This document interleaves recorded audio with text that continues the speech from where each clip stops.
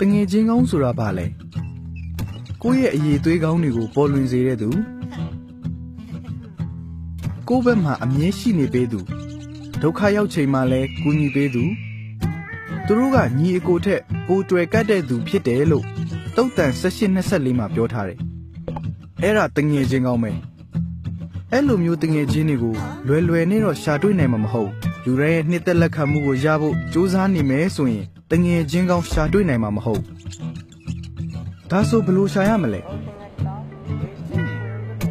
ညနေဖုံးကိုကြည့်ပြီးစာအုပ်တာမှုကိုမဆုံးဖြတ်ပါနဲ့အကြောင်းအရာတွေကိုဖတ်ကြည့်ပါဆိုလိုချင်တာကယုံကြည်စိတ်ချနိုင်တဲ့သူခွင့်လွတ်ပေးတတ်တဲ့သူကိုအမားတွေကိုတစ်ချိန်လုံးထောက်ပြမှာမဟုတ်တဲ့တငယ်ချင်းမျိုးကိုရှာပါတငယ်ချင်းကောင်းတစ်ယောက်ကတငယ်ချင်းအတူအရောက်တရားထက်သားပါတယ်ရွယ်သူချင်းတွေကြားမှာပဲတငယ်ချင်းကောင်းမရှာပါနဲ့တခြားနေရာတွေမှာလည်းရှာတွေ့နိုင်ပါတယ်ဒါကြောင့်အမြင်ကျယ်ပါမိတ်ဆွေတွေကိုတိုးချဲ့ပါကိုနဲ့တပုံစံနဲ့ဖြစ်ရမယ်လို့တငယ်ချင်းကိုမတောင်းဆိုပါနဲ့မိတ်ဆွေဖြစ်လာမဲ့သူတွေဟာကိုနဲ့ဝါသနာချင်းပင်ကိုစွမ်းရည်ချင်းတူနိုင်မှာမဟုတ်ဘူး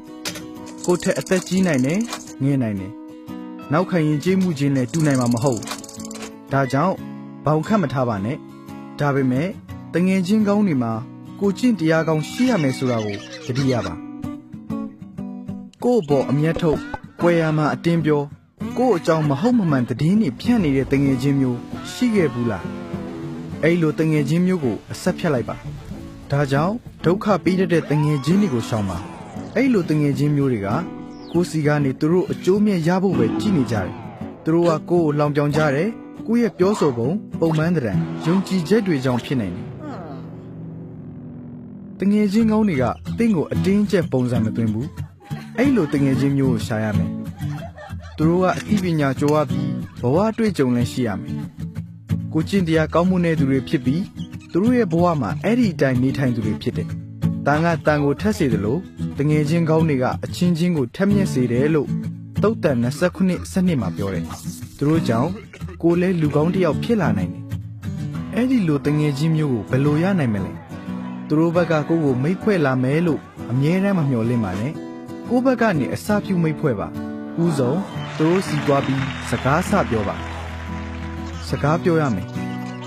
ဒါပေမဲ့ကို့အကြောင်းကြီးပဲမပြောပါနဲ့သူ့အကြောင်းကိုမေးပါပြီးတော့နားထောင်ပါတေချာနားထောင်ပေးပါနားထောင်ပေးခြင်းကတငယ်ချင်းအတွက်ကိုပေးနိုင်တဲ့အကောင်းဆုံးလက်ဆောင်ပဲအခုဘာဆက်လုပ်ရမလဲစူးစမ်းပြီးကိုယ့်ဘက်ကအစာပြုမိတ်ဖွဲ့ပါတငယ်ချင်းနောင်ကြိုးခိုင်မြဲအောင်ကိုယ့်ဘက်ကလှုပ်ဆောင်ရမယ်ဘွေမယူပဲသစ္စာစောင့်တည်တဲ့တငယ်ချင်းဖြစ်အောင်ကိုယ့်ဘက်ကစူးစမ်းပါဒုက္ခရောက်ချိန်မှာတော့သူတို့ကိုကူညီဖေးမပေးပါကိုကအဲ့ဒီလိုလုပ်ရင်တငယ်ချင်းနောင်ကြိုးခိုင်မြဲလာမယ်ကို့အကျိုးထက်သူတစ်ပါးရဲ့အကျိုးကိုအာရုံစိုက်ဖို့ဖိလိပ္ပိ2:4မှာပြောထားပါတယ်တငယ်ချင်းရှာတဲ့အခါတခြားသူတွေရဲ့အကျိုးကိုအာရုံစိုက်တာကအရေးကြီးဆုံးပဲ